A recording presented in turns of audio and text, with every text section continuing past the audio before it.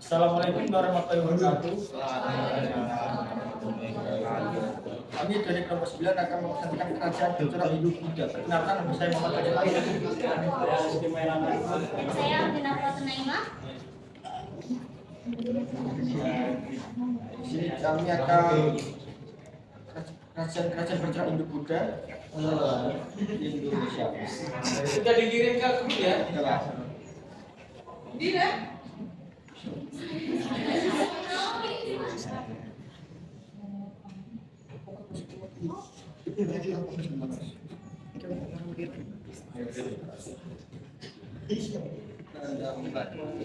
Pertama munculnya agama Hindu di Indonesia. Intinya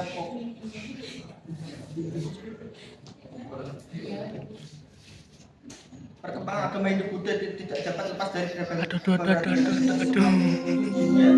inilah mulai tumbuh dan berkembang agama Hindu Buddha dan agama Hindu bersama dengan keterangan bangsa Arya badan tinggi derajat dan segala pada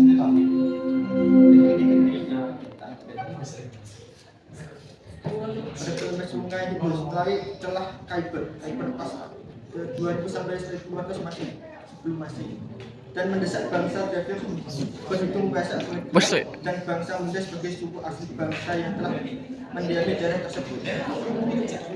Dan dalam ajaran agama Hindu Buddha dikenal dengan 3 dewa utama, yaitu Brahma sebagai dewa pencipta segala sesuatu, Wisnu sebagai dewa pemelihara alam, dan yang ketiga Siwa sebagai dewa perusak.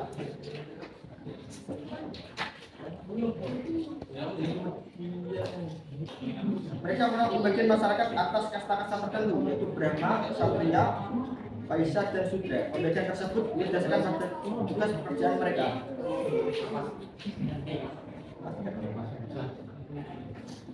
Brahma bertugas mengurus soal kehidupan agama, terdiri dari pendeta. Keberadaan kasta ini ada di posisi paling penting dan punya peranan yang sangat besar bagi berjalannya pemerintahan. Ksatria berwajib menjalankan pemerintahan termasuk pertahanan negara, yang termasuk dalam kasta ini adalah para bangsawan, raja dan keluarganya, para pejabat dan pemerintah. Kasta ini memiliki kedudukan penting dalam pemerintahannya. Kemudian Vaisya bertugas berdagang, bertani dan beternak. Mereka yang tergolong dalam kasta ini adalah para pedagang desa atau saudagar, para pengusaha dan golongan masyarakat biasa. Kasta ini cukup memiliki peran penting. Dan yang terakhir, Sudra bertugas sebagai petani, peternak, pekerja, biru atau budak. Mereka adalah para pekerja kasar. Mereka mempunyai banyak kewajiban, terutama wajib kerja, tetapi keberadaannya kurang diperhatikan.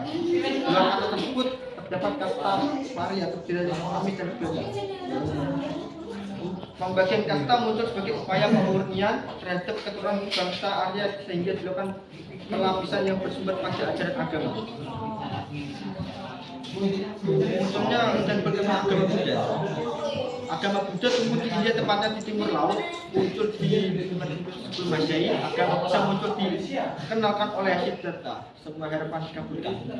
Agama Buddha muncul disebabkan karena Siddhartha memandang bahwa adanya sistem kasta dalam agama Hindu dapat memecah belah masyarakat. Bahkan sistem kasta dibedakan derajat dan martabat manusia berdasarkan kelahiran. Padahal setiap manusia itu sama kedudukannya.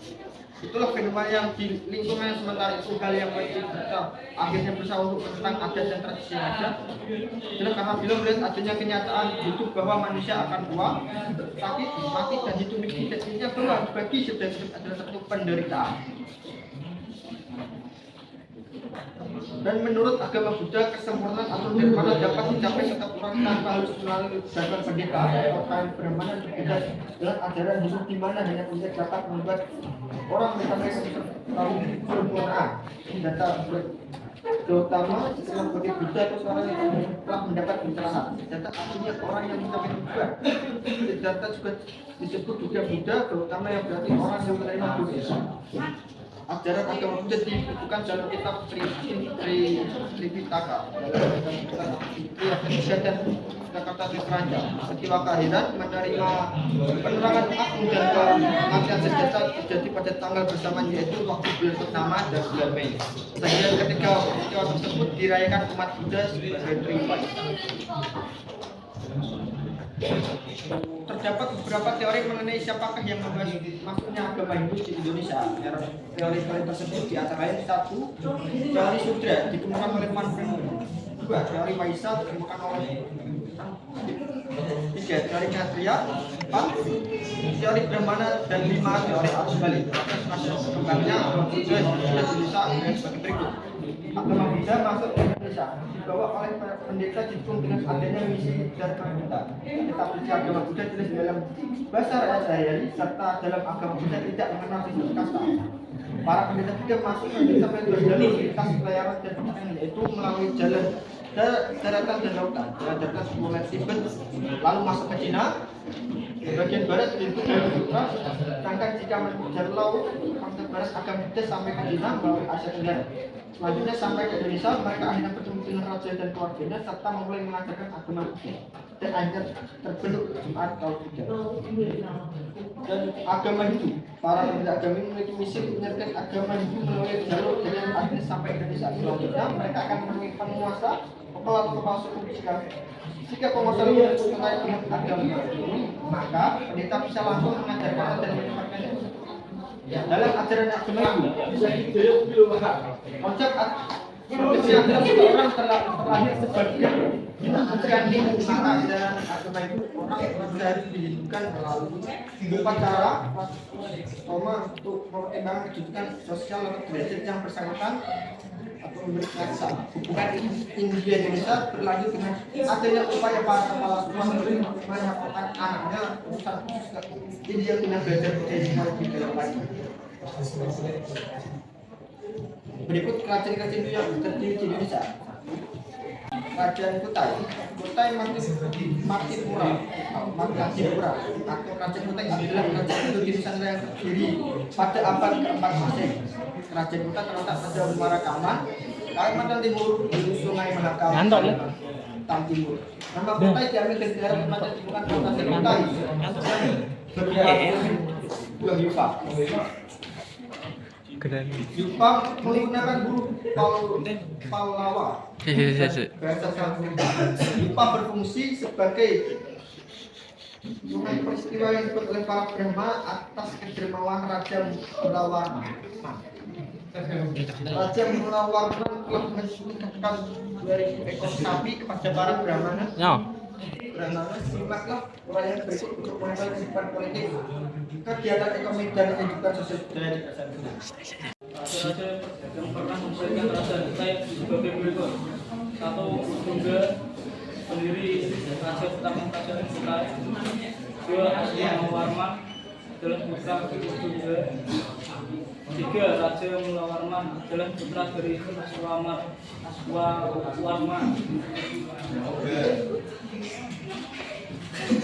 Kegiatan ekonomi, Kerajaan Kutai maju dalam bidang peternakan dan pertanian. Hal ini ditopang oleh letak Kerajaan Kutai di tepi Sungai Mahakam yang subur.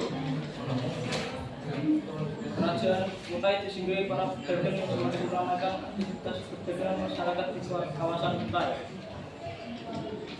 Kehidupan sosial budaya, masyarakat Kerajaan Kutai mengenal sistem kasta.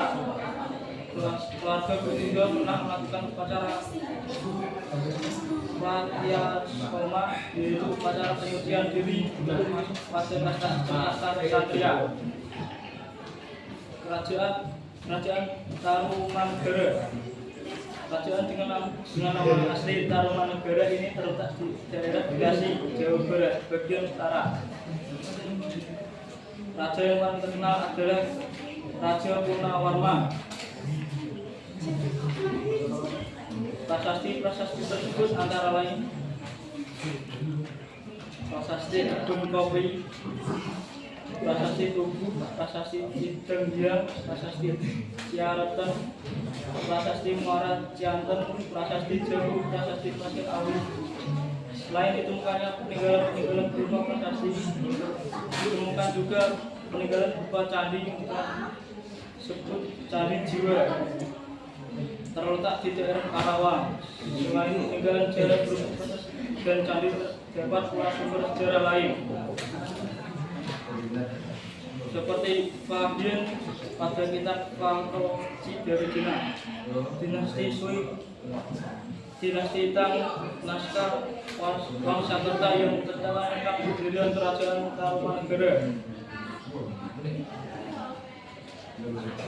Akhir dari kerajaan ini disebabkan oleh keinginan Karus Jawa untuk membawa kerajaan Tarumanegara kembali ke kerajaan Sunda.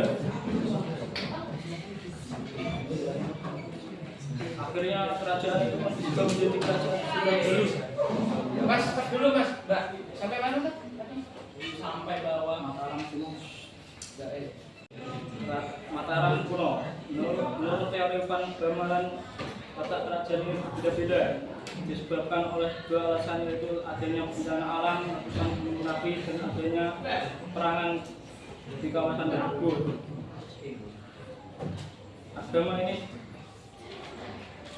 Agama di kerajaan ini pun terbagi menjadi dua, yaitu Hindu dan Hindu pada dinasti Sandera dan Buddha pada dinasti Shailendra.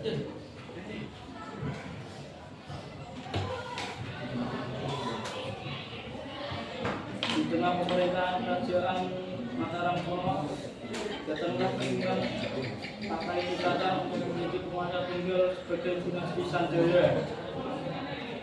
Persaingan antara dinasti Sanjaya dan didukung oleh Kakai Kitata dengan dinasti Shailendra yang dipimpin Raja Samaratuga, membuat cita-cita Kakai Kitata menjadi penguasa tunggal di Pulau Jaya terhalang. Pada akhirnya Kakai Kitata sebagai dinasti Sanjaya berhasil menguasai kerajaan, sedangkan Pramodawardhani bersama anaknya Balaputra melarikan diri ke Palembang, Sumatera Selatan. Kemudian mereka menjalankan sebuah kerajaan Raja Sriwijaya. Berdasarkan prasasti Baredo, setelah Kakai Kitata wafat, Raja Mataram kuno diperintah oleh Kakai Kaliwangi dan dibantu oleh sebuah dewan penasihat yang juga jadi pelaksana pemerintahan. Dewan yang terdiri atas 5 pati, diantaranya Ratu Datu Sri Maharja, Rakyang Mahamantri Dino, Mahamantri Harum, dan Mahamantri Sirikan, Mahamantri Iko, dan Mahamantri Bawang, Rakyang Kanuruhan. Raja Mataram dipimpin oleh Rakai Watu Bimalang, kemudian dilanjutkan oleh Jeh Balitung yang bergelar Sri Maharja Rakai Watupura, Jeh Balitung dan Modyo Mahadabu sebagai Raja Mataram kuno yang sangat terkenal. Raja Balitung berhasil menyatukan kembali kerajaan Mataram kuno dari ancaman perpecahan. Di masa pemerintahannya, Raja Balitung menyempurnakan struktur pemerintahannya. Kerajaan Mataram kuno berakhir dengan sebuah peristiwa yang disebut peristiwa Mahapralaya, yaitu saat itu Raja Cukut Dharmawangsa sedang menikahkan putrinya dengan Raden Wijaya. Di tengah-tengah pesta datang pasukan kerajaan Sriwijaya dengan kerajaan kecil sebetulnya, Kerajaan Uruwari. Raja Cukut Dharmawangsa tewas, sedangkan putrinya yang sedang menikah lolos dan berhasil melarikan diri ke Madura bersama suaminya Raden Wijaya. Kerajaan Kediri. Kerajaan Kediri berawal ketika kerajaan Sriwijaya dengan kerajaan kecil Worawari berhasil meruntuhkan kerajaan Mataram kuno lewat peristiwa Mahapralaya. Lalu kekuasaan kerajaan Mataram kuno diambil alih dan nama Mataram juga menjadi Kediri. Kerajaan Kediri merupakan kerajaan turunan Ajiwari. Raja pertama adalah Raja Sri Jayawarsa, kemudian diajukan oleh Bameswara dalam kitab Kakawin Smaragdahana karangan MPU Darmaja.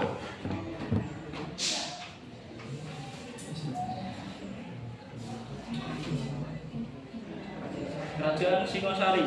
Berdirinya kerajaan Singosari saling berkaitan erat dengan kerajaan Kediri dan Majapahit. Ketika Ken Arok menjabat sebagai prajurit di Tumapel di kerajaan Kediri sedang berlangsung perselisihan antara Raja Kartajaya dengan para Brahmana. Para Brahmana tersebut melarikan diri ke Tumapel. Karena masa lebih nyaman berada di Tumapel, akhirnya terjadilah pertempuran antara kerajaan Kediri dengan pasukan Aku Tumapel. Dalam pertempuran di Geser, kerajaan Kediri mengalami kekalahan dan Raja Kartajaya meninggal. Kemudian kan Arab menyatukan sebagian wilayah kerajaan Kediri dengan Tumapel dan mendirikan kerajaan Singosari. Gelar Sri Rangga Rajasa atau Rajasa Wangsa atau Dirindra Wangsa di Jawa Timur. Istri pertamanya bernama Ken Umang. Ken Arok mempunyai 4 orang anak, yaitu Panji Torjoyo, Panji Sugoro, Panji Wigula, dan Dewi Rambi. Awalnya Ken Arok hanyalah seorang anak desa yang dilahirkan oleh seorang ibu bernama Kenduk. Ia dididik oleh para penjaga di lingkungan sekitarnya hingga dewasa, sehingga ia tumbuh dan berkembang menjadi seorang penjahat yang suka mabuk, mencuri, dan membunuh. Pada perjalanan hidupnya, ia bekerja sebagai seorang prajurit di daerah Tumapel dan tertarik pada Ken dan Dedes, istri seorang komandan Tunggul Ametung. Timbul keinginan Ken Arok memperistri Ken Dedes. Singkat cerita, Ken Arok berhasil membunuh Tunggal Ametung dengan keris yang dibuat di Empu Gandring. Kemudian ia pun segera memperistri Ken Dedes. Lama Ken Dedes akhirnya menceritakan peristiwa pembunuhannya tersebut kepada anaknya dari Tunggul Ametung, Anusapati. Anusapati marah dan berniat balas dendam. Akhirnya Anusapati berhasil membunuh Ken Arok dengan keris buatan Gandring yang telah digunakan Ken Arok untuk membunuh ayah kandungnya, Panji Torjoyo. Anak kandung Ken Arok dengan Ken Umang mengetahui peristiwa pembunuhan ayahnya yang dilakukan Torjoyo. Akhirnya dengan keris yang sama, Torjoyo berhasil membunuh Anusapati. Dengan keris yang sama, Ranggawan membunuh Torjoyo. Setelah kejadian membunuh Buranai ini, akhirnya naik tahtalah Raja Kartanegara sebagai raja yang terkenal dan besar dari kerajaan Singosari. Peristiwa ini diabadikan pada patung Amogapos di Padang Roco atau Sungai Langsat. Seorang utusan Cina bernama Meng Yi pulang ke Cina dan menceritakan pada Kaisar Kubilai Khan bahwa kerajaan Melayu yang awalnya menjadi incarannya telah dikuasai dan ditaklukkan oleh kerajaan Singosari.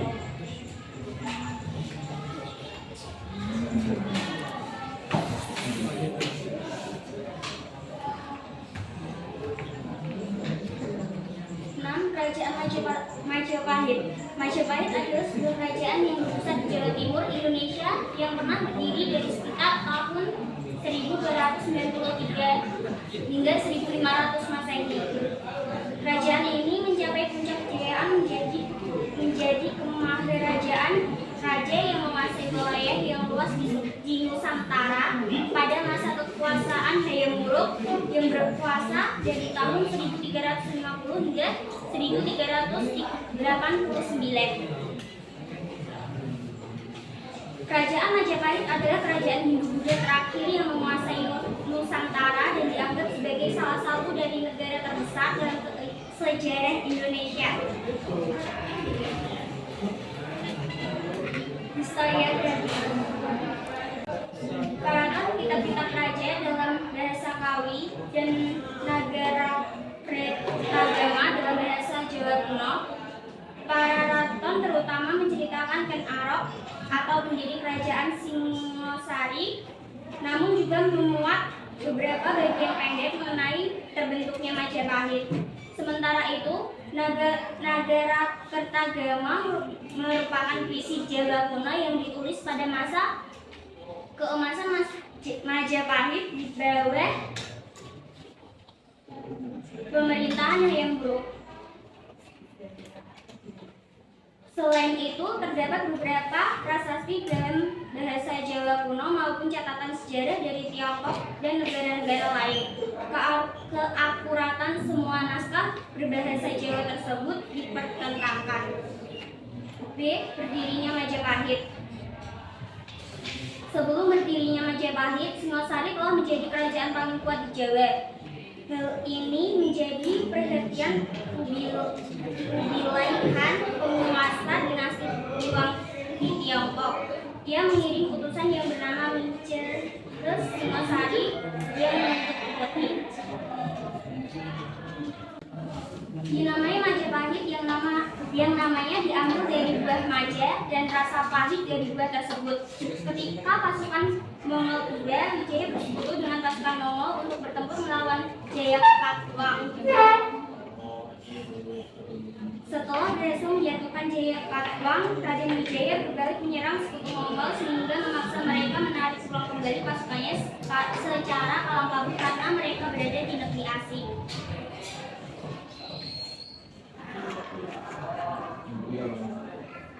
Tanggal pasti yang digunakan sebagai tanggal kelahiran kerajaan Majapahit adalah hari penobatan Raden Wijaya sebagai raja, yaitu tanggal 15 bulan Kartika tahun 1216 Saka yang bertepatan dengan tanggal 10 November 1293. Ia dinobatkan dengan nama resmi Kertarajasa Jayawardhana. Kerajaan ini menghadapi masalah. Beberapa orang terpercaya Kertarajasa termasuk Ranggalawe, Sora, dan Nandi memberontak melawannya.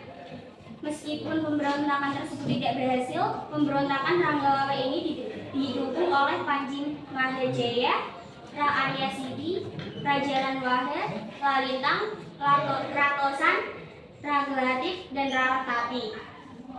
Ini tersebut disebutkan dalam Pararaton, dan penerus Wijaya adalah Jayanegara. Pararaton menyebutkan Kalagamet yang berarti penjahat Roma. Kerajaan Majapahit. Hayam Wuruk juga disebut Raja Sanagara, memerintah Majapahit dari tahun 1350 hingga 1389. Pada masanya Majapahit mencapai puncak kejayaan dengan bantuan Mahapatinya Gajah Mada. Di bawah pemerintahan Gajah Mada tahun 1313 sampai 1364, Majapahit menguasai lebih banyak wilayah. Daerah kekuasaan Majapahit meliputi Sumatera, Semenanjung Malaya, Kalimantan, Sulawesi, dan Kepulauan Nusa Tenggara, Maluku, Papua, Tumasik atau Singapura, dan sebagian Kepulauan Filipina. Sumber ini menunjukkan batas terluas sekaligus puncak kejayaan kemaharajaan Majapahit. Namun demikian, batasan alam dan ekonomi menunjukkan bahwa daerah-daerah kekuasaan tersebut tampaknya tidaklah berada di bawah kekuasaan terpusat Majapahit, tetapi terhubungkan satu sama lain oleh perdagangan yang mungkin berupa monopoli oleh raja.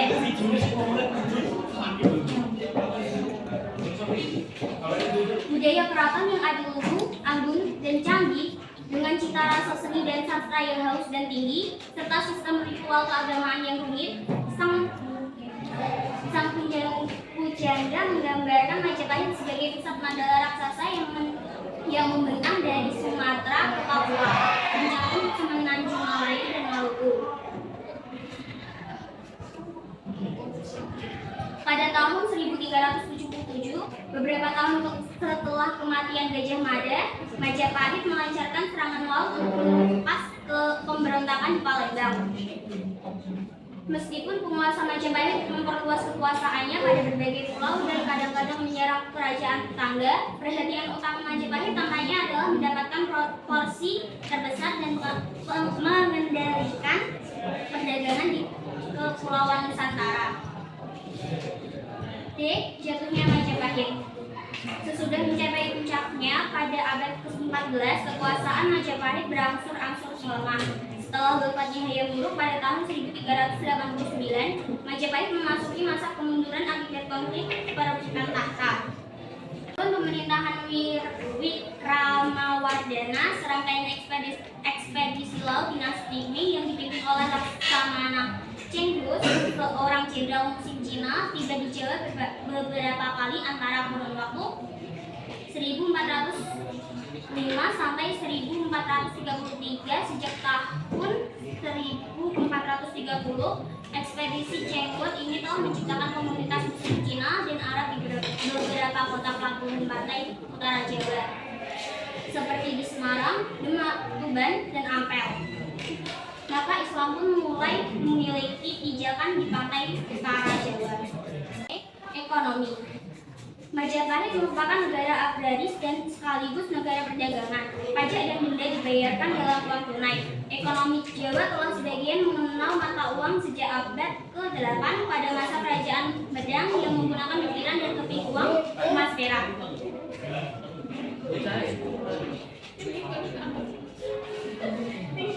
Politik. Kesultanan Islam Demak, Pajang, dan Mataram bisa mendapatkan legitimasi atas kekuasaan mereka melalui hubungan ke Majapahit. Demak menyatakan legitimasi keturunannya melalui Kertabumi, pendirinya Raden Patah. Menurut Babat Keraton Demak dinyatakan sebagai anak Kertabumi dan seorang putri Cina yang dikirim keluar istana sebelum ia melahirkan. Struktur pemerintahan. Majapahit memiliki struktur pemerintahan dan disusun birokrasi yang teratur pada masa pemerintahan Hayam Wuruk, dan tampaknya struktur dan birokrasi tersebut tidak banyak berubah selama perkembangan sejarahnya. Raja dianggap sebagai penjelmaan dewa di dunia dan dia memegang otoritas politik tertinggi. Dengan demikian presentasi kami dari kerajaan hidup Buddha di Indonesia. Dan kemudian kami akan membuat sesi tanya jawab. Pennya Mbak. Berdiri Mbak, perkenalkan diri dulu. Perkenalkan diri dulu. Ya, nama saya. Dari kelompok. Mau bertanya tentang sebentar Mbak, saya cepet.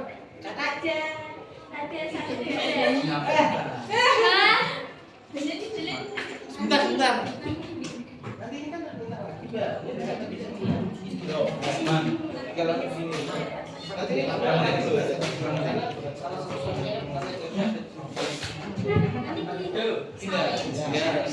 Oke, ulangi. Jangan cepet-cepet. Ya. Nama saya Saswatu Bunga, absen saya 33. Dari kelompok. Dari kelompok 11.